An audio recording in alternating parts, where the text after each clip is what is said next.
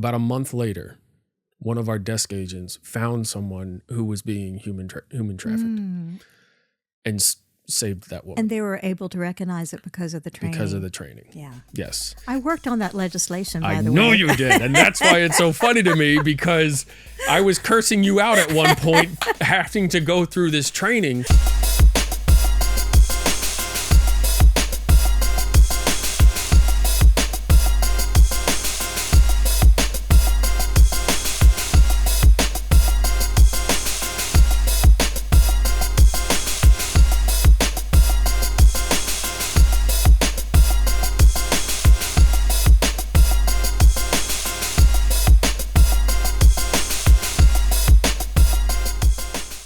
Thank you for joining us for another episode of Break That Cycle, where we help you turn obstacles into opportunity. I am your host, Bill Cheney, and today's episode, we are talking about human trafficking. And I have a wonderful guest here for you today. Dotti Groover-Skipper is a nationally recognized advocate, speaker, and faith-based leader who has dedicated her life to combating human trafficking, addiction, and exploitation. As founder and CEO of the HeartDance Foundation, Dotti leads efforts to serve men, women, and children affected by the sex trade, focusing on outreach, restoration, and systematic change. Her work has earned widespread recognition, named Human Trafficking Advocate of the Year for Florida by the Attorney General's Office, honored by the Girl Scouts as a Woman of Distinction, named a Community Hero by the Tampa Bay Lightning Foundation, and inducted into multiple Hall of Fames. Dotti was also selected for the prestigious Florida Women's Hall of Fame this year and has delivered and published TED Talks on human trafficking. Appointed by both governors and attorneys general, she served on the statewide Council on Human Trafficking, the Florida Board of Massage Therapy, and numerous local boards, including the Hillsborough Commission on Human Trafficking and the USF Trafficking in Persons Lab. A devoted wife, mother of 7, and grandmother of 3, Dotti continues to use her voice and leadership to bring justice, healing, and awareness to communities throughout Florida and beyond. Dotti, thank you for joining us. Hi, Bill. It's an honor. I'm super happy to have you here. You and I have had contact with each other for a few years. We have a common link, and that is Mary and Martha House's previous executive director, Lori Herring. And when Lori was still with us, you were her idol. And you didn't know this until we had this conversation. And I'm challenging both of us to get through this without getting choked up. I know, I'm already tearing up. What are you doing to me, Bill? Just right out the gate, let's get it out, right? I know. But it's been a wonderful relationship to have you, and to have you to bounce ideas off of, because as some people know, domestic violence and human trafficking, while they're not the same thing, they travel in parallel lines quite frequently. Yes. And so having you to kind of bounce ideas off of, and just having you in our corner to begin with. I remember when I emailed you not too long ago about a program coming from USF called Bright. Yes. And I was contacted by Bright. And it had to do with human trafficking. And I said, well, let me see if Dotti knows about this. I don't know if this is legit or not. And the response I got back was, yeah, it's legit. I kind of helped build that. Yes. How involved was that with Bright? Just curious, because I'm still involved with Bright. And Bright is like a subset of the Trafficking in Persons Lab out of USF that's been mandated by the state that USF be the repository for all things human trafficking across our whole state of Florida. How cool is So they invited me to be on the advisory board from the very beginning, just helping them identify organizations that needed to be on this platform. So what the platform does is a service provider, if they're looking for placement for a trafficking survivor or resources, they filter down what their needs are, and then they do a click, and it goes out to all the organizations that can fit that need. Yeah. So it's something that's been sorely needed for Yes, a long absolutely. time. And we've actually used it. Like I said, we found out about it when they reached out to us, but we have used that platform. We've actually changed our intake form to ask those 4 important questions. Fantastic. And if they answer yes to any of those, we automatically put them in the Bright Network. And any help that they're going to get anywhere is beneficial to them. So that's fantastic. So it's really cool. I love what you're doing. We're going to get into a lot of what you're doing, but first I want to take this back. You and I have not really had a real in-depth conversation about us. And I want to, your hardcore fans already know this, but for your everyday fan, they are not aware that Dotti was a cheerleader for the Miami Dolphins. Go Fins. Go Fins. Well, I can't say that. My father would get super angry at me. Yeah. But what was that experience like, and what led you to that? Yeah, what led me to that was someone dared me to try. I lived in Miami, and I had a dare that, to try out. And I thought, because this person didn't think I could do it. And I'll show well, that's exactly who I am. It's like, you tell me I can't do something and like, watch me in my sweet little way. So I tried out, and June Taylor was a choreographer at the time. And June Taylor was a legend. She used to choreograph all of the old Jackie Gleason shows from Miami Beach. She was in charge of the dancers, and they were famous for their aerial shots, doing all of these moves, and formations. And that was the main reason I thought I would love to dance under her. So I tried out 500 women, and it whittled down to, I think I went back for auditions like 3 or 4 times, and finally made the final 30. Any cheerleading experience up to that point? No, none. Well, I was like a peewee cheerleader. Okay. Peewee football. Okay. But I had a strong dance background. Yeah. And we were more dancers than cheerleaders. So it was an honor. And it is part of my story, because being exposed to that kind of lifestyle in Miami and the fast track, that was the era of discos, and that was back 1978 through 80. Yeah. Come on, say it, Dotti. A lot of drugs. I witnessed a lot of drugs, and I found out what I was made of. I grew up in a great Christian home, squeaky clean, had never been exposed to much of anything. And my dad has always been and will always be my hero. So I think that kept me in line, that I didn't want to ever disappoint him. Yeah. But I saw a lot of things. I saw a lot of things that I now know were human trafficking situations. But even back then, I was the one that the girls would say, "Oh, Dotti will get us home.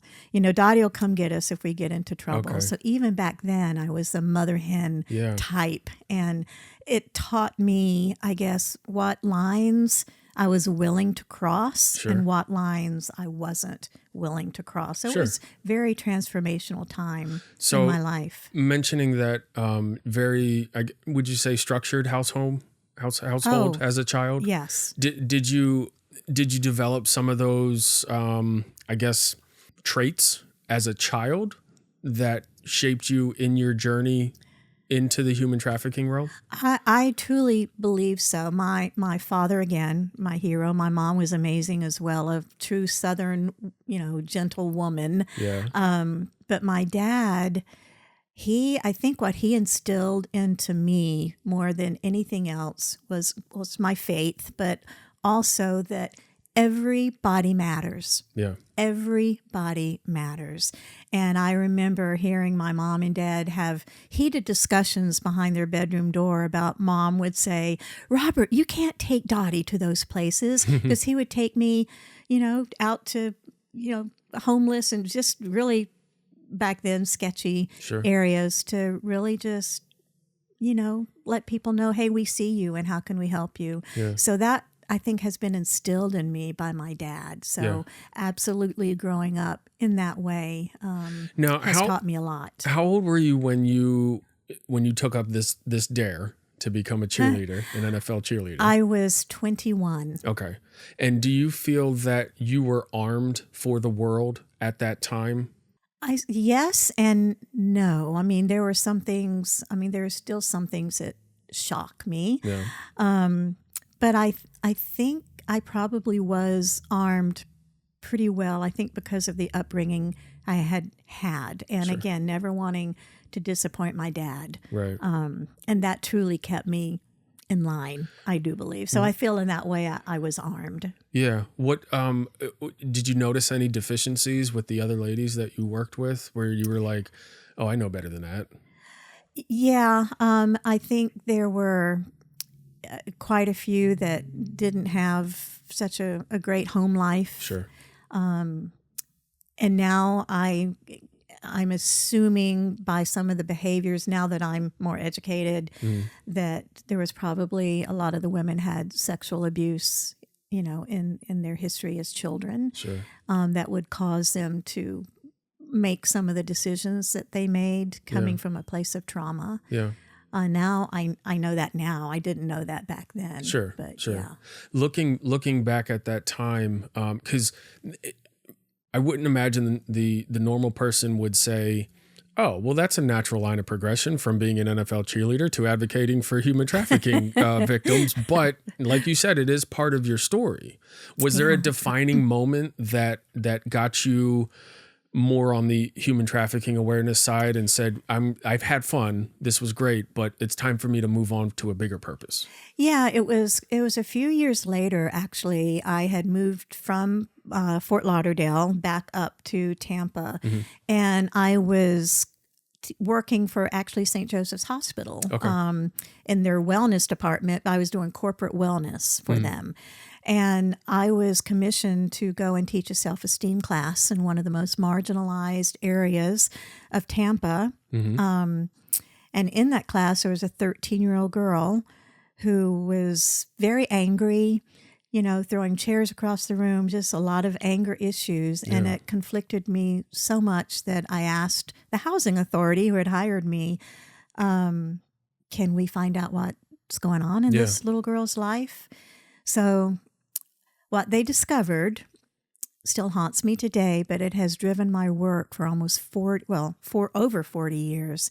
The 13-year-old and her 4-year-old sister lived with their grandmother, who was selling both of them for sex in exchange for drugs on a regular basis. And it's been over 40 years, and it was so traumatizing to me to make it even more horrific. The 4-year-old had a sexually transmitted disease. Oh my God. That was my entree into that world. Back then, there was no label of human trafficking. That term wasn't even around. I just knew it was evil, and I just feel like I'm a believer. I feel like the Lord plucked a string in my heart that day. I quit my corporate job where I was doing very well financially, but I quit, and I started really volunteering at like sexual assault centers and things along those lines. And it has just obviously progressed since then. But that's how I got started. It chose me. I didn't choose it. Well, in a way. Give yourself some credit, because one, anybody with a heart that knows that situation and walks away from it is not a real person. Like you can't honestly be a real human knowing that and just walk away from it. But two, you took the action to find out what was going on instead of saying, oh, she's acting up, stay away from her. Well, I think that was, again, my father's influence over me, that everybody matters. Yeah. Everybody's got a story, take the time to sit and listen to their story. You were born to do this.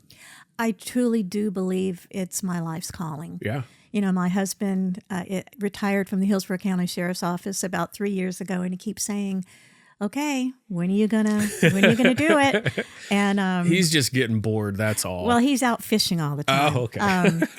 But I'm not quite ready. I feel like there's more to do. I have specific marching orders in this season of my life, and I want to see those come to fruition. I love that. We'll definitely get to more of that. Yeah. I want to go into the basis of human trafficking.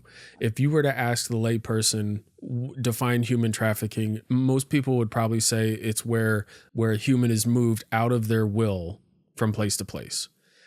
Whilst true, there's there's a lot more that defines human trafficking. Right. As somebody who is obviously a subject matter expert, I mean, I had to dumb your bio down so hard because I look great on paper.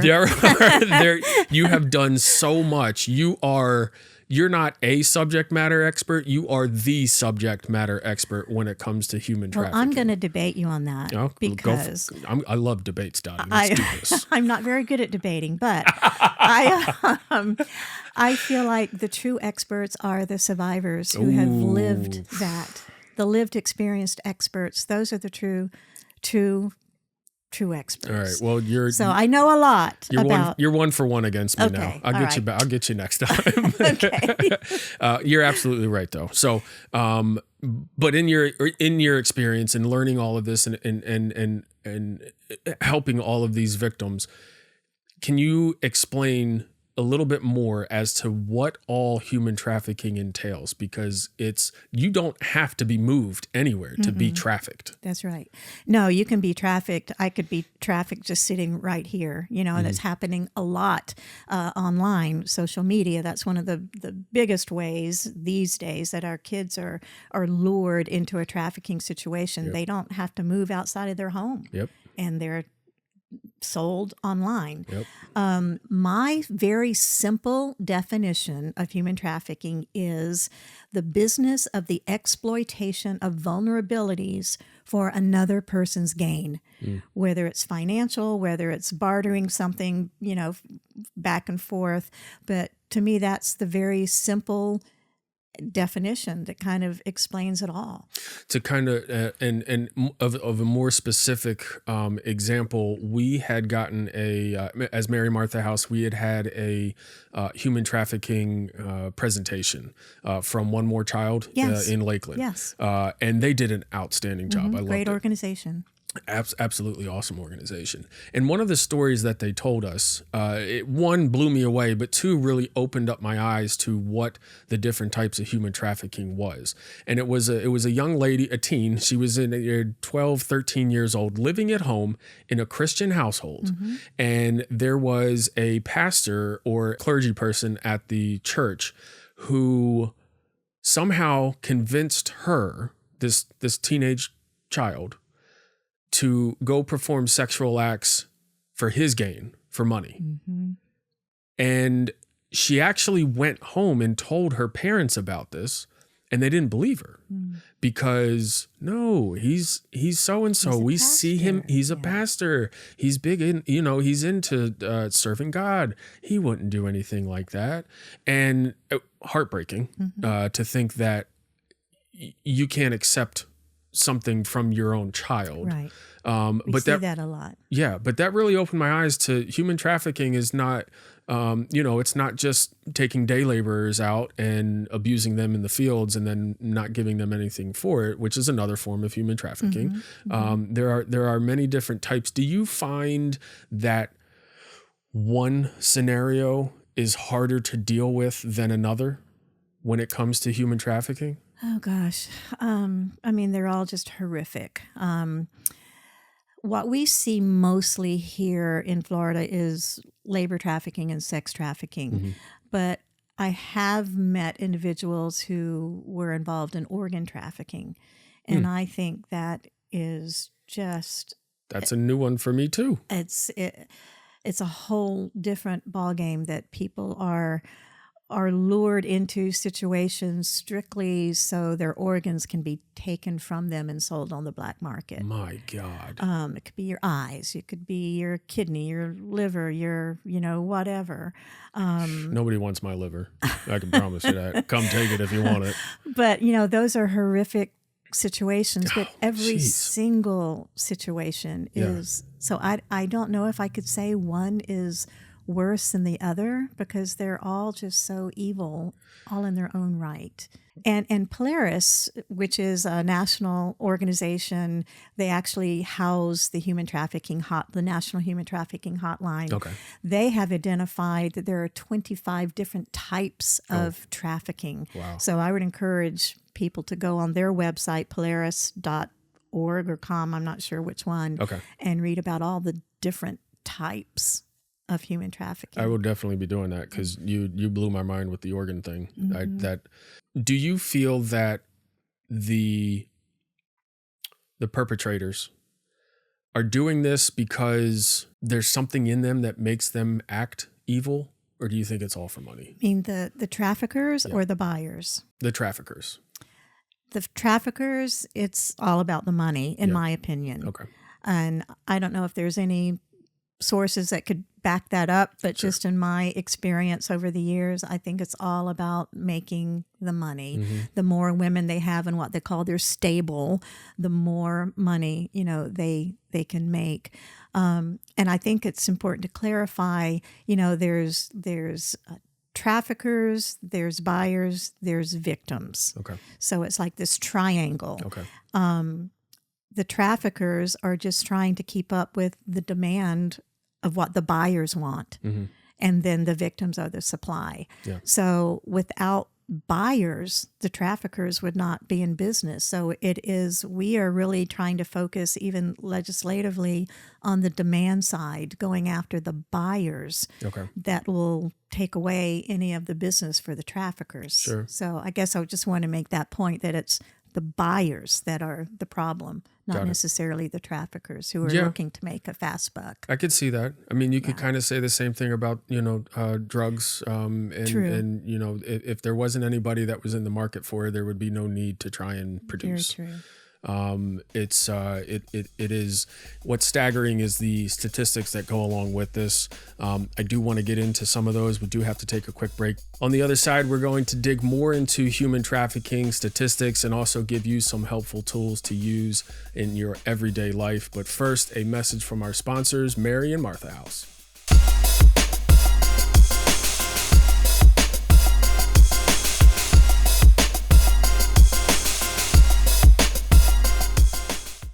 Mary and Martha House is a beacon of hope. For over 4 decades, it continues to shine brightly and illuminate the path towards a better future for countless women and families in need. Since our humble beginnings in 1982, we have dedicated ourselves wholeheartedly to the noble cause of helping those affected by domestic violence and homelessness. Did you know that every day in communities all around us, 1 in 4 women and 1 in 15 children face the terrifying reality of domestic violence? Compassion is the cornerstone of everything we do. We approach each person with a deep understanding of their unique struggles and needs. We foster an environment where respect and appreciation are not just words, but guiding principles that shape our interactions and relationships. Each member of our dedicated team is held to the highest standard, ensuring that compassion guides every aspect of our work. Mary and Martha House is a place where hope takes root, love blossoms, and lives are forever changed. Please spread the word. Help raise awareness about Mary and Martha House by sharing their mission, success, stories, and upcoming events on social media.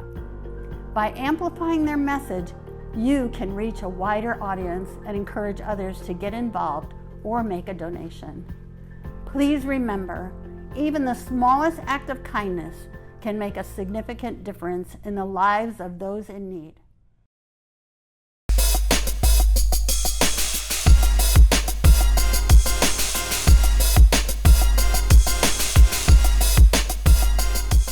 Welcome back to Break That Cycle, here with Dotti Groover-Skipper, the champion of human trafficking awareness. Show us your No? Okay. There you go. So I want to go into some statistics, and I pulled these off the internet, and because the internet's right about everything at all times, right? Of course. But this was just a general, and I have to believe that, but I want to preface this, obviously, this is what's reported. Yes. This is obviously not 100% factual. It can't be, because there are still victims out there that have not been identified. On a national level, roughly 3.3 victims per 1,000 people in the U.S. are trapped in modern day slavery. 3 seems like a small number out of 1,000. Out of it. And then let's look at the population of the U.S. That's huge. Yeah. On a state level here in Florida, a groundbreaking 2025 report from the University of South Florida estimates, I wonder where that came from, estimates over 700,000 people were victims of human trafficking in Florida last year. That includes 500,000 in labor trafficking and 200,000 in sex trafficking. The most disgusting stat that I found, minors account for approximately 50% of that sex trafficking. Yeah. You saw this. This is what got you into Right. human trafficking awareness. Right. Have you studied statistics throughout the time that you have been advocating for human trafficking awareness? I don't know if I would say I've studied, but I have kept up with what has been reported, and it continues to rise. Yeah. The numbers continue to grow. Do you find a little bit of validation in that? Because some people would say that those statistics are rising because word's getting out and we're actually looking for this now. Yeah, I think, that is a great way to look at it. I know even the National Human Trafficking Hotline, you call in, it's the number of tips that are called into the hotline that determine the rankings. Florida is third in the nation. Yeah. We've been third in the nation for reported cases. Behind California and Texas. In Texas, Yeah. you got it. The biggest states in the union. Yes. Yeah. So we're third. We've been in that third position for at least 7 years. Yeah. But we can look at it because it's tips that are called in. So we can look at it that, okay, well, Florida, we're doing a pretty good job of raising awareness. So more people are understanding what the signs might be, feel something in their gut, and call in the tip. So whether it's a real case or not, we encourage people to call in anything that they feel like they need to. But it's the number of calls called into the tip line that determines the rankings. And so we get the third most calls called in the state of Florida. Yeah.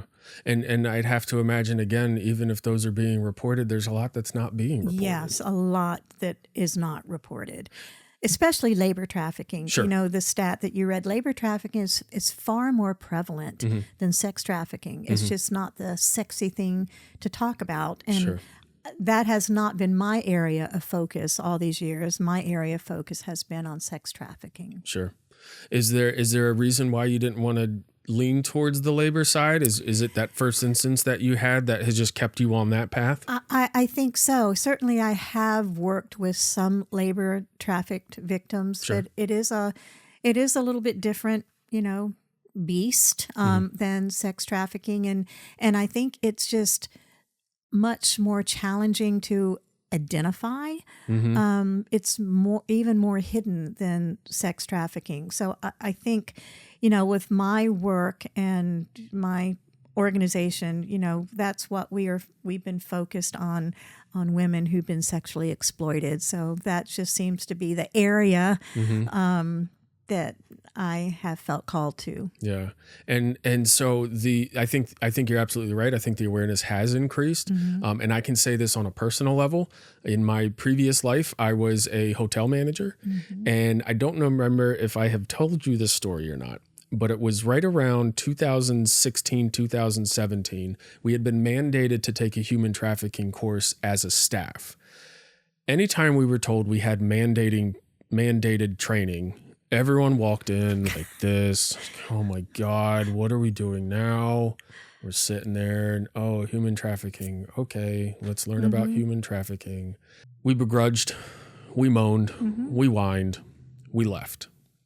About a month later, one of our desk agents found someone who was being human trafficked and saved that woman. And they were able to recognize it because of the training. Because of the training. Yeah. Yes. I worked on that legislation, by the I way. know you did. And that's why it's so funny to me, because I was cursing you out at one point having to go through this training. But I tell you what, though, the next year when we did that training, everyone was there with notebooks in their hands taking down notes because they knew that our front desk agent possibly saved somebody's life. Right. Right. And that's the type of awareness that needs to get out there. And that's why it's important to have people like you pushing that agenda and making sure that people like me had to take that training. And that was very important for that one person. Right. And possibly even more after that. Right. Talk a little bit. I love that story, Bill. I love that. Yes, I do too, because it had a great outcome, you know, and we identified somebody who needed the help that we may not have identified previous to having that training. But you've done so much in the state of Florida with this and nationally, but we're keeping you. We're not letting you go to another state. I'm a Florida gal. You're a Florida gal. Yep. So explain some of the, what led you into such of these big accomplishments and offices and boards and councils.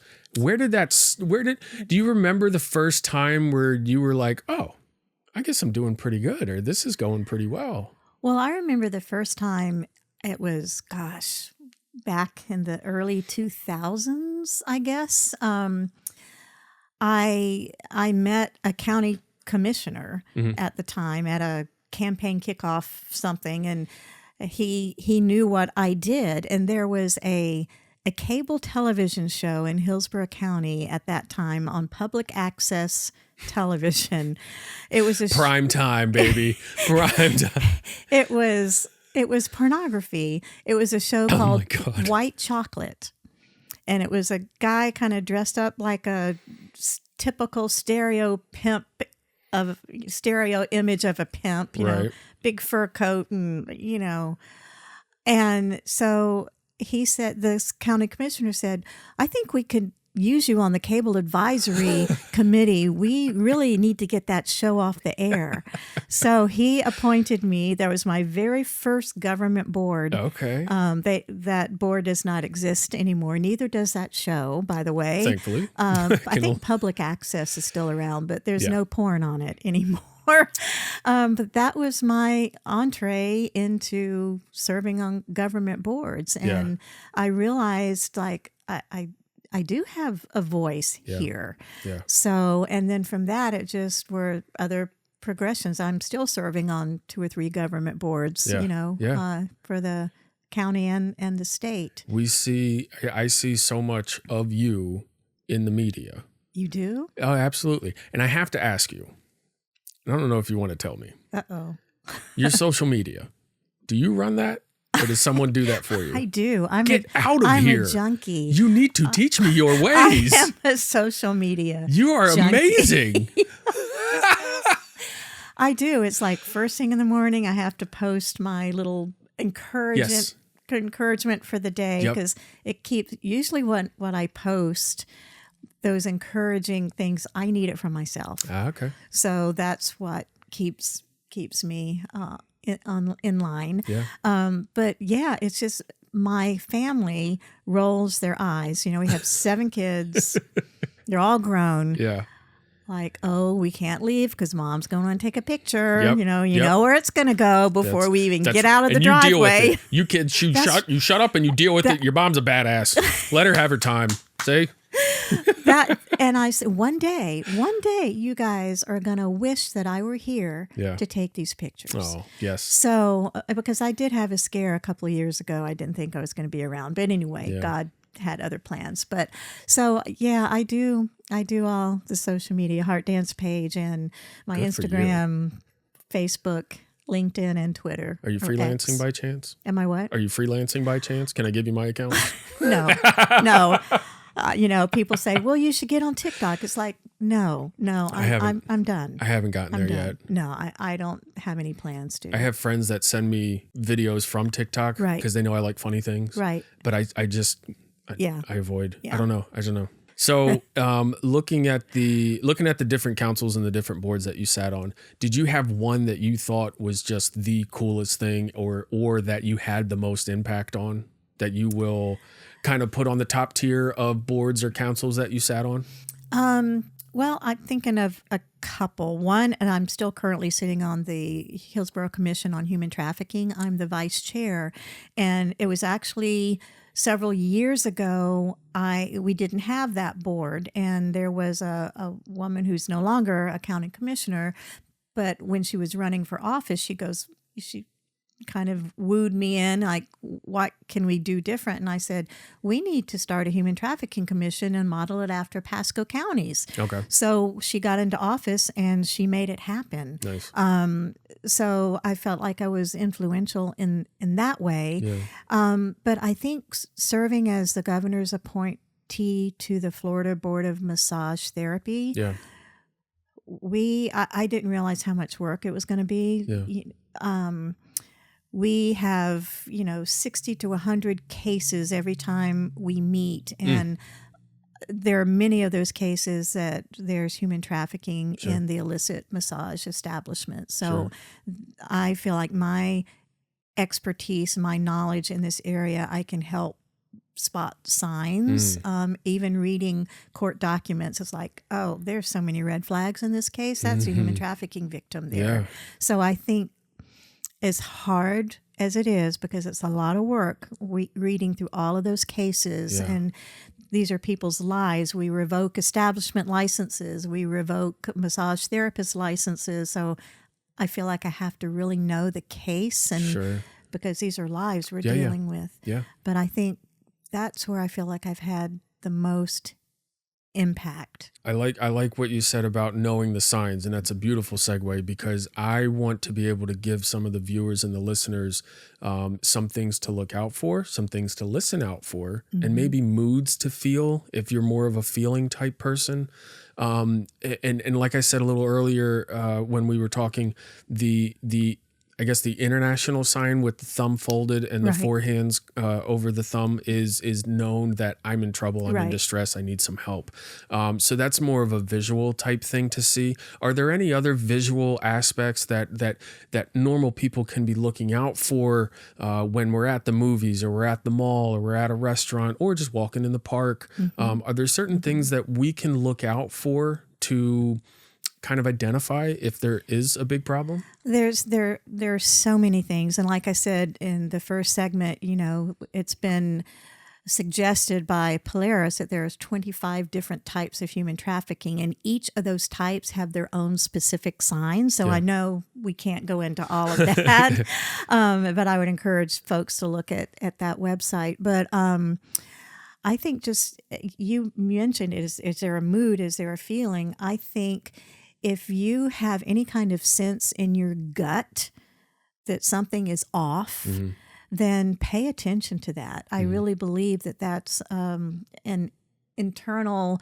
signal that we all have that something is off. So I always say, when you see something, is not if you see something. Yeah. When you see something, Yeah. say something. But if you have that gut feeling, pay attention to that. Yeah. And you can if you're seeing something in front of you that's going on, like right now, I would encourage people not to physically intervene, but you can always call 911, because that pimp trafficker is probably close by. If you see like a child or a teenager with someone who's older and they don't seem like they want to be with that person, that's a red flag. But it could be a teenager having a fight with their dad. Right. There's so many little nuances that it's really hard to determine. There are like certain tattoos you can look for, because pimps like to brand their product. The tattoo that's going around right now is the Roman numeral number 16, Okay. which is the 16th letter of the alphabet, which is P, which stands for pimp. Oh my God. So if you see a Roman numeral number 16 on someone, that's a huge red flag. They are getting so creative these days. They truly are. And that crown, crowns, just if a child comes home with jewelry that you didn't buy for them, we call that soft branding. The Yeah. child is too young to Yep. get a tattoo, Yep. so they'll give them jewelry or a stuffed animal or something, some kind of endearment kind of object for that child. So if you didn't give it to them, where did it come from? That's a really good point. So those are some things you can look out for with your little ones. Now, have you ever encountered somebody who has approached you and said, I am being trafficked, I need help? No, never. Would you ever expect anyone to? No. Victims typically do not self-identify. Yeah. Many times they don't even realize they are a victim. Yeah. A lot of women that we serve and a lot of women that I have served throughout the years were sexually abused as children, and they think that the situations that they're in is normal and that everybody grows up this way. This is just normal for everybody. Yeah. So many times they don't realize that they are a victim, so they will not self-identify. Yeah. I think my most despised word in the English language is normal. I think we need to strike that from the dictionary in many different ways. But anyway, sidebar, Bill's weird mind.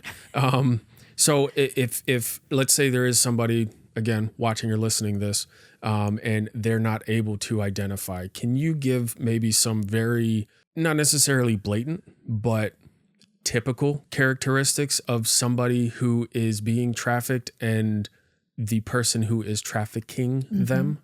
Are there predominant signs that they might be able to identify? Yeah, I think overall, yes.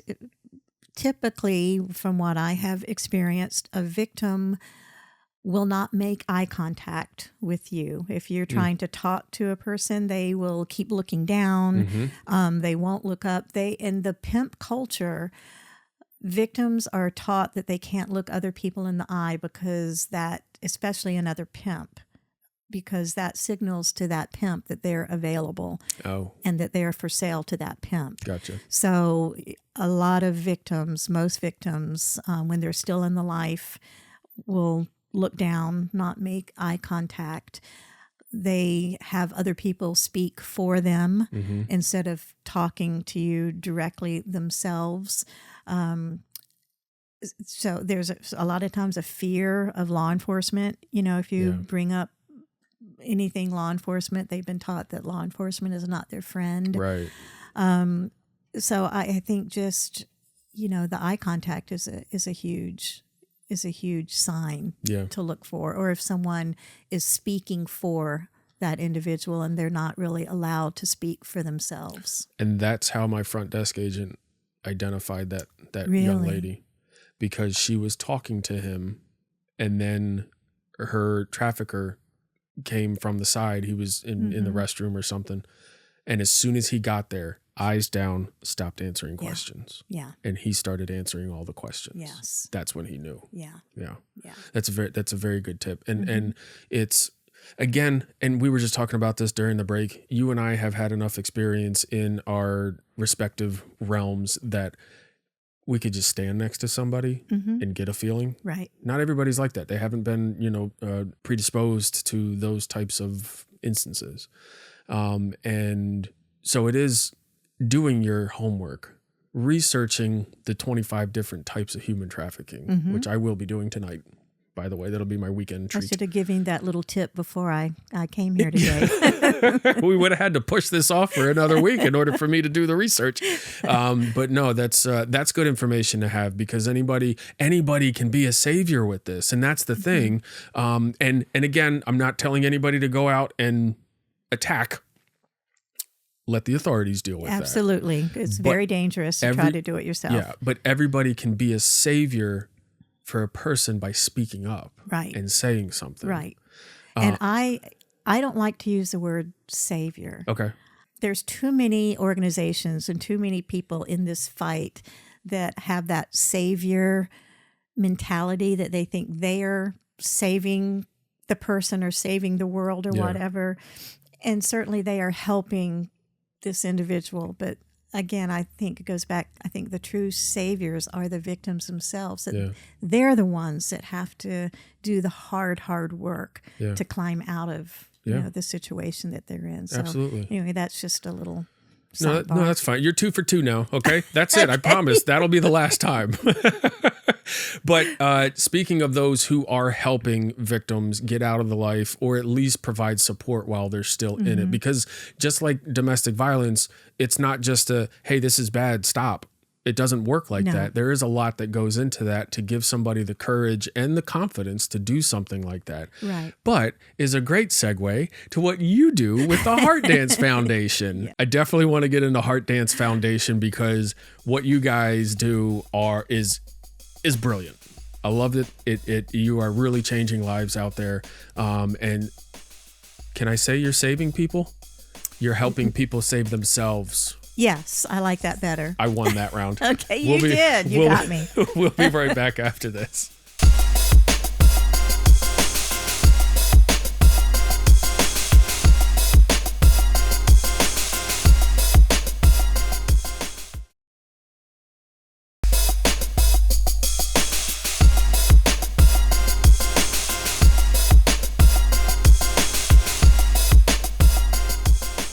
Welcome back. We are ready to talk about the HeartDance Foundation. And Dotti, in your own words, what is the HeartDance Foundation's mission? Yeah. Oh, gosh. We have a long mission statement, but I don't know it all. I need it word for word, please.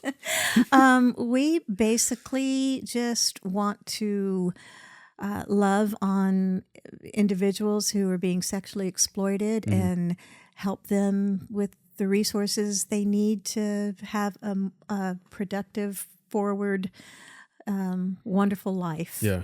I know that's not a very good mission statement. That's not the mission statement at all, but that's what we do. If that's on your website, I'm going to have to help you out with that. We need to fix it. It's not. We're actually revamping the website. Wonderful. But that is not the official mission statement. Understood. But we strive to help those who have been sexually exploited. Sure. So what we do is, HeartDance Foundation has been around. It was established in 2008. Okay. I had already been in the trenches with anti-trafficking work for like about 20 some odd years. And I really wanted to go deeper, like where can we go and to find these precious women who are being exploited. And I had the idea that we started, we need to go into the strip clubs. So you decided to lace up your boots, Yes. strap yourself with the body armor. Yes. This is the best course of action. What led to that? So you guys, you have a team and Right. you will go into the gentlemen's clubs and the strip clubs. There's nothing gentleman about them, Bill. 3 for 3, Dotti. You I gotta give gotcha. me one of these. Another- You gotta yeah. give me one of these. All right, you're right. You go into these horrible places that treat people horribly, and you actually go have conversations. And it's not always meant to be an extraction, right? It's meant to be a conversation first to give them the option Right. for another life. Right, and it's usually not an extraction. Yeah. At least initially, we go into the clubs. We take gifts for the women. We take food. The bouncers love us. Yeah, the door guys. Yeah. Hey, here's some homemade brownies. Oh, come on in. Heck yeah. But we also take books for the women's children, and that seems like they love faith-based books. So we Yeah. take faith-based books in for their kids. But Yeah. we go straight back to the dressing room. And if there's nobody in the dressing room, it's just so beautiful to see all of a sudden women start coming in the dressing room one at a time Yeah. because they know us. Yeah. And I think They have a friend. and they know even if it's for 2 or 3 minutes, Mm-hmm. somebody's going to speak words of encouragement and positivity Yeah. over them. And many times they will be the ones to initiate asking for prayer. Yeah. So we, Well, we what you're pray doing, right there in the dressing room. you're planting that seed for them. We feel like we're seed scatterers. Absolutely. Yeah. Because that's a seed that they've never seen before. Right. They've clearly have not had anybody to say that to them Right. or talk to them in that manner. That's right. And it sometimes you got to water it over and over and over that's again. right. We might not ever see, the final outcome, but we know Yeah. that we are planting those seeds. Somebody else might come along and water them, and hopefully they'll get out of that lifestyle. Have you ever seen one of those flowers grow and move on? Oh, absolutely. Can you talk a little bit about that? Yeah, there's one story. It's kind of hard to listen to. Okay. So a little trigger warning. Sure. I met a young girl, I won't say her name, but she was 18 when we met her in the strip clubs. And she confided in me that as a child, she was kind of raised by her uncle. Her mother had to work, so she was left with her uncle during the daytime. And he would kind of groom her with pornography and alcohol as a young child. He would take her to the park, place her on a swing, and tell her to keep swinging until a nice man came along to take her to get ice cream. So the nice man would come along, rape her, and then take her for ice cream and come back and put her on the swing. Jesus. She was 6 years old. My God. So she confided in me that she had always felt invisible. Yeah. And now here she was at age of 18, working in the strip club, still feeling invisible. Yeah.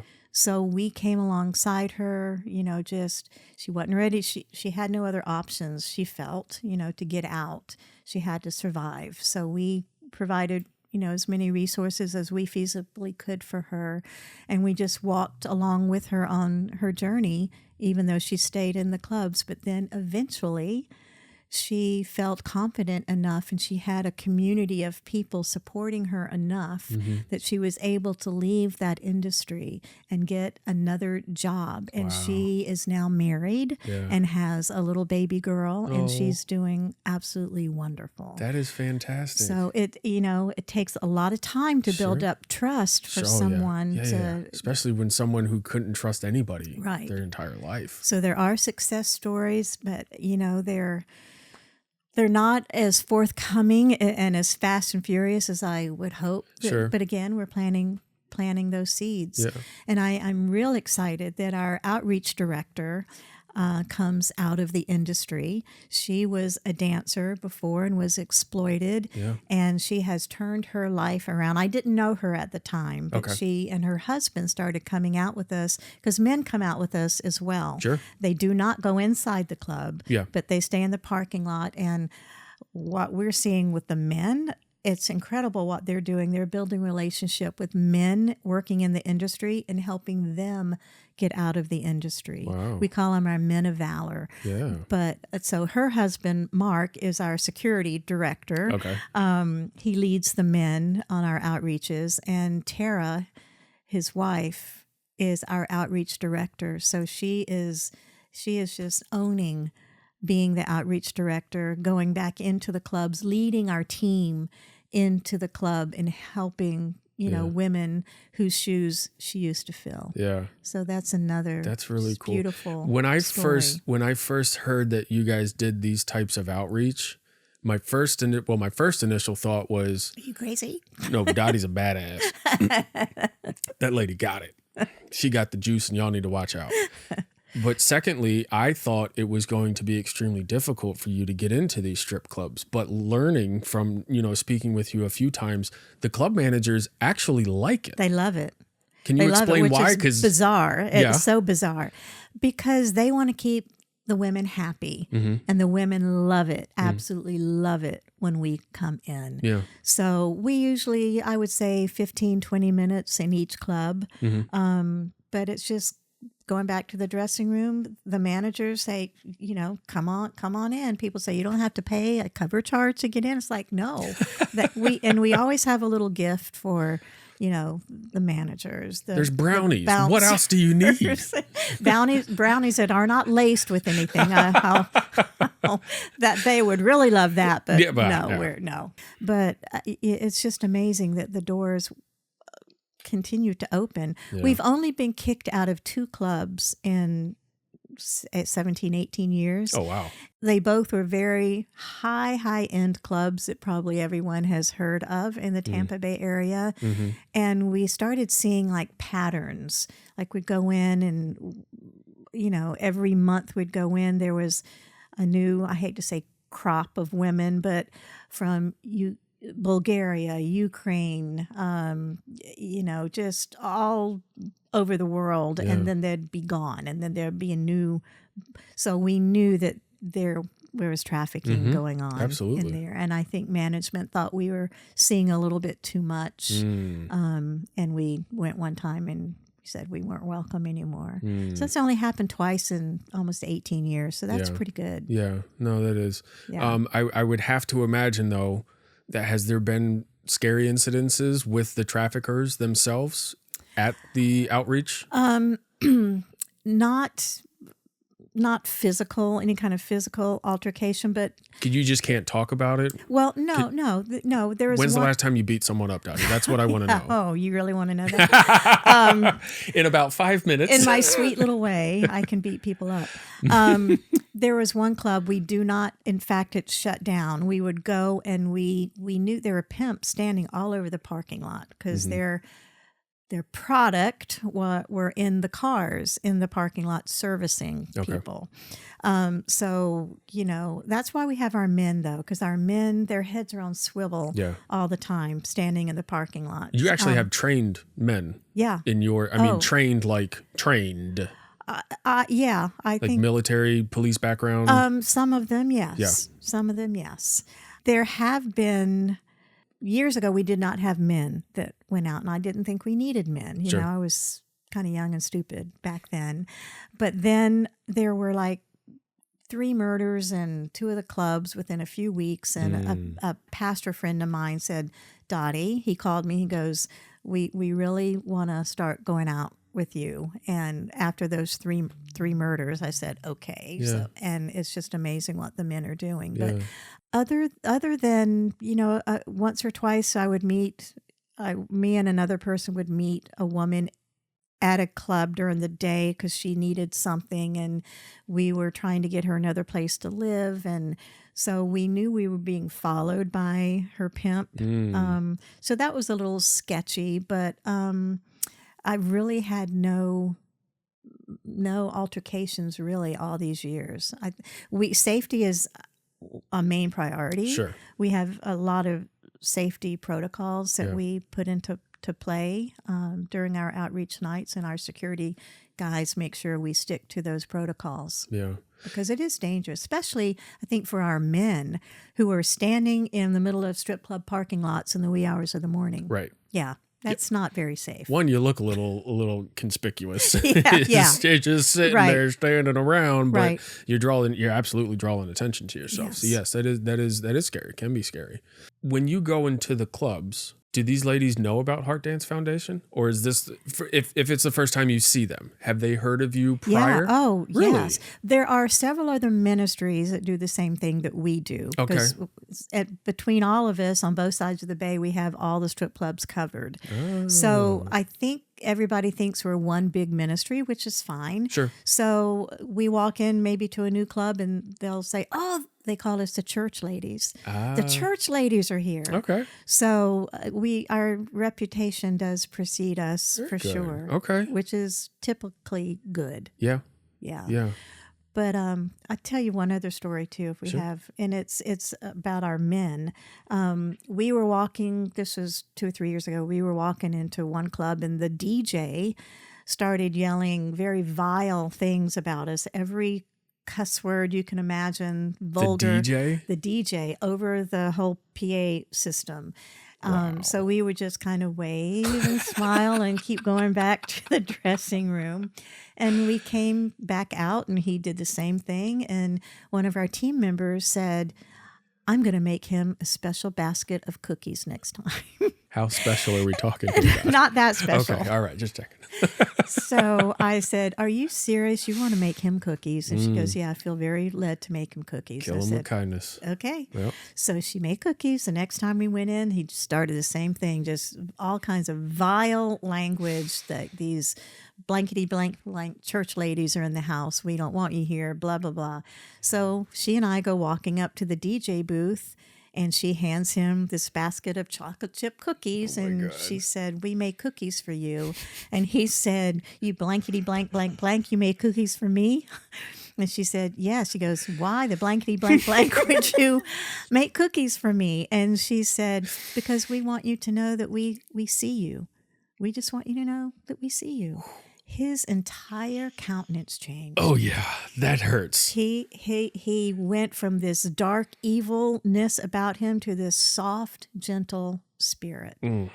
And he got tears in his eyes. Wow. And he said, "Are your men out in the parking lot?" And I said, "Yes."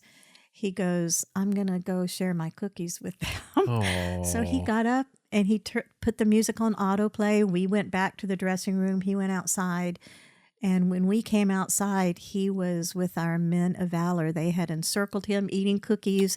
Just, they were praying over him. Yeah. And he got out of the industry. Did he really? He got out of the industry. So you never got the standing ovation like the next time he was there? No. The crowd starting the wave? No. No?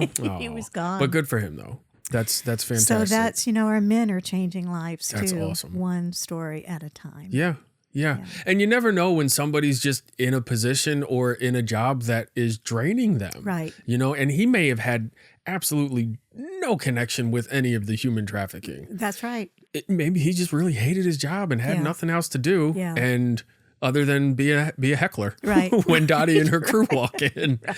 And you never know what's going on in somebody else's life. And I go back to what my dad, everybody matters. Yes. Everybody has a story. Take the time to sit and listen. That is beautiful. Yeah. I love that. My dad was a beautiful man.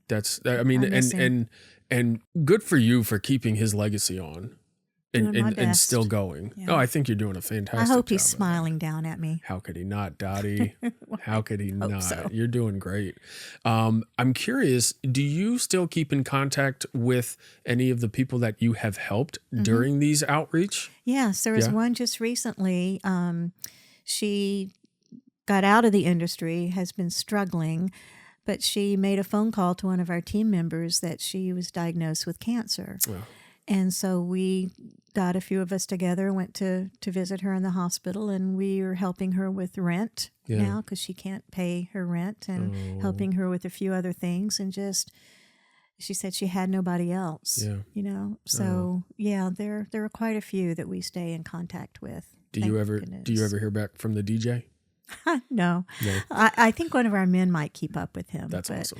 But one aspect of HeartDance that we're just really kicking off now coming up is workforce development. Okay. Because, you could pull them out, but where are they going to go? But exactly. Yeah. A lot of them have felony records. Yeah. So where are they going to go? Yep. What are they going to do?